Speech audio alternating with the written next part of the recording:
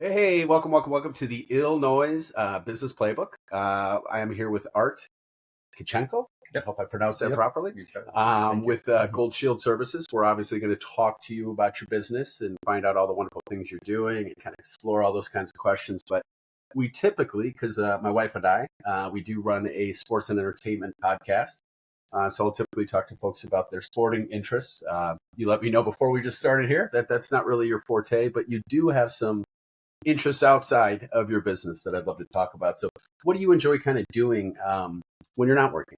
So in my family, we have two kids. They're 7 and 11 years old, Okay. and we really enjoy going RV trips with them, like camping. We're trying to hit all the states before they get to college. Okay. So I think we're doing good so far. We're probably 40% Oh, nice. now. Okay. Yes, and kids love it. They cannot wait for the next trip. Like right now, our season is over. We went to Door County. It was our Oh, I love Door County. sorry, not county. Oh, okay. It was Upper Peninsula. Okay. It's on top of the Door County. Okay. So you said that you pretty much covered about 40% of the places that you want to go to. Yeah. So tell me about a place that you went to with your family that really stood out. And you're like, man, I want to go back there because it was awesome. So it was Florida. We went to Destin, and it stood out for the kids more than for me because when we went there for a week and stayed there, my allergies kicked in. Oh no! And I just couldn't wait to get out. Okay. But it was a beautiful place. I understand why kids love it. Sure. We were on the beach and just enjoying it. But my allergies were like saying, Florida is not for you guys. Florida's not for you. Yeah. Gotcha. And you said you have yourself an RV. Yeah. We have a trailer. Okay. Like pull behind trailer. Nice. It has TV. It has all the amenities. Okay. And we prefer that versus the hotel rooms. Absolutely. Like, especially with the kids, you don't know who slept in this bed. Well, and you're not really camping out if you're staying at a hotel anyway. Right? We have to bring a lot of stuff with us. And for the hotel, it would be a nightmare. We tried a couple times. Okay. And what do you guys? Last thing I'll ask, and then we're gonna jump to your business. But what do you guys end up doing on these trips? Do your kids like to fish? Do you guys go hiking? So hiking is the sightseeing basically. Okay. My wife prepared the whole trip. She finds all the destinations for that place we're going to. Could be even up to 2 hours driving from the RVing spot. Oh wow. We go back and forth. It's like our base camp was where the trailer is parked. Sure. One time we went because I chose the destination and I was supposed to prepare. It was a mess. Let the wife do it from now on. She was very frustrated, and we work together now more on planning. Okay. Awesome. Well, it sounds like, and so you guys are all done for the year though, right? Yes, we're done for the year with RV. Okay. And then I guess the last question I have is, have you already planned your next trip? Do you already know where you're going next year? Not really. Not really? Okay. Probably want to just settle down. Yeah, we usually plan big trips over the winter. Okay. So it's like planning time. Perfect. Christmas season. And again, happy wife, happy life. So if she's doing it, if she's planning it, let her do it, dude. Right? Yes. Gotcha. She's really good at it, not me. Awesome. Well, listen, I want people to get to know about you and get to know about your business. So tell us about your business and tell us what inspired you to start it. So I got into trades in 2006, and I was working for the company who was remodeling greystones in Chicago on the west side. Okay.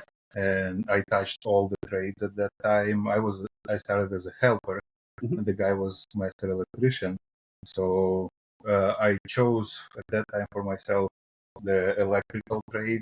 Okay. And started studying on a code book because I knew I gonna have to pass the exam to get my license. Sure.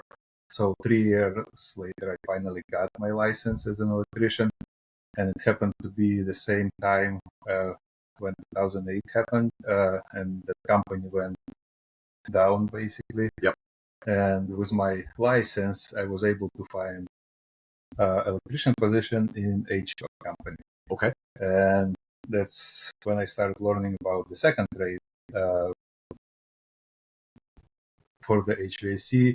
and they saw my troubleshooting skills, and they started sending me more and more on those calls. Nice. So that's how I became knowledgeable in both trades. Okay. And I tried different companies after that one. And in every company, I saw something that was bothering me, like the relationship between the owner or owners to the employees, like how they were never heard, even if they, including myself. Sure. Like I was offering to improve the business practices, like how to like process of the job, like basically all the processes in the company that were broken. I was trying to fix it, but when the top doesn't want to fix it, it's tough. Yeah. So I got frustrated to a point that I said, okay, I'm gonna start it myself, and I'll make sure those processes are proper in my business. Right on. Awesome. Beautiful. Beautiful. Now, so as a local business person, what kind of challenges have you faced, and how have you been able to overcome those challenges? I had challenges because I was not confident. Like I was never a businessman. I never had business education in college. I had some management education, but not enough for that. So I decided to team up with the partner. Okay. Which 3 years later it was a big mistake. Okay. Gotcha. Like it did not go well. Actually, I had two partners. One was for like a year and a half, and the second partner was for almost 2.5 years. But both times I was burned by the person. So I just, for myself, I decided no more partners. Okay. And if anybody thinking of going on a venture with the partner, really put everything on the paper, all the details, like to the T, like everything has to be on the paper. Who owns what, who owns what part of the business, how much money you invested versus your partner. Otherwise, if it's only on like verbal, it's gonna hurt. It's gonna hurt you down the line. How long have you been running the business by yourself? By myself. Because of the last partner, the business was paused for like 8 months. Oh wow! Okay. There was like a number of issues, but the biggest one was these people who happened to the business. And 2024 we restarted in January. Gotcha. Beautiful. When you have a business, it's really important to A, keep your customer base, keep them happy. But then B, to grow that customer base. So what sort of strategies do you have in place right now to effectively grow that customer base? So the most important is quality for us. If we do make a mistake, we are always there to fix it to customer satisfaction. Sure. Like customer satisfaction is the main goal, because referral is the main source of our new clients. Referral of the happy customers that we done service for. Nice cheap way to get customers too, right? When you get the cheapest marketing, it is exactly free advertising, right? Whenever you get free referrals and stuff like that.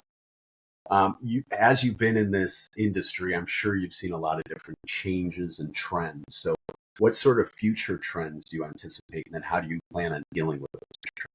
So, everybody talking about AI nowadays. AI is everywhere. I think it's gonna be big, and then it will die out when companies, they're already starting and using the AI like as a call center, like making warm calls, cold calls to the customers. I think people still can recognize that it's not a person. That's why we always answer, somebody from our company answers the calls, even if it's after hours. It has to be a person. It cannot be a computer. Because customer, I think they will reject that idea of computer answering their phone calls. Is there any other trends that you see that are another trend is, and that's a great one, with the new refrigerant that's coming out 2025 January 1st is a big change, because we can only get the R410 air conditioning equipment until the end of this year. Okay. Then new furnaces coming out, new ACs. They encourage people to switch to heat pumps to save the planet.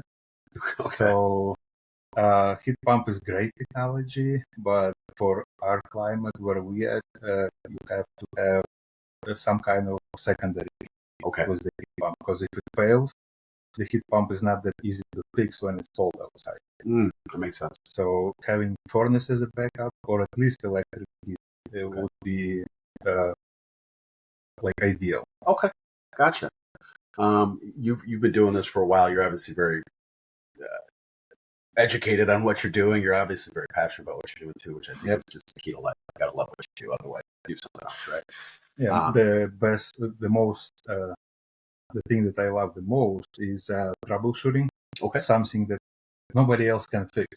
Then they call Art. Nice, nice. It's got to feel great. If Art is coming, it's gonna get done. Yeah, it's gonna get fixed.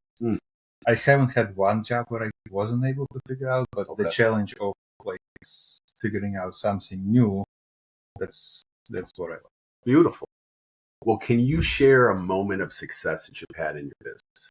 Maybe it's a customer that stands out. Maybe it's the ability that you were able to troubleshoot an issue, but something that really kind of stands out to you that still motivates you to this day. So we always trying to improve our technicians who work with us. Education in the house, education by sending them to some classes that our vendors provide, or anything else. So basically, our guys and girls. We had a girl electrician at some point. Nice. Beautiful. And them growing gives me the most motivation, because I'm growing somebody else to be better for their family, to be better for the community, and they like to work more when they not just the helper or installer. So yeah. So the thing that inspires you the most is just developing your employees. Developing other people, helping them grow. Man, you sound like a cool guy to work for. How do people reach out to you? How do they find you? What's the best way for people to find you? I mean, we're all over all the platforms. Google and website is there. There is a lot of information, and we're continually building that website so people can answer most of the questions they have before even they call us. Okay. When they call us, we tell them what to check before we send our tech over there. Because it might be something so simple as whether it's in your thermostat, then you don't have to come the air filter. Sure. So we're gonna save you money on the service call fee. We're gonna feel good about it. Yeah. And at the other end, the customer feels good about it. Didn't have to spend $160, depending on the time of day.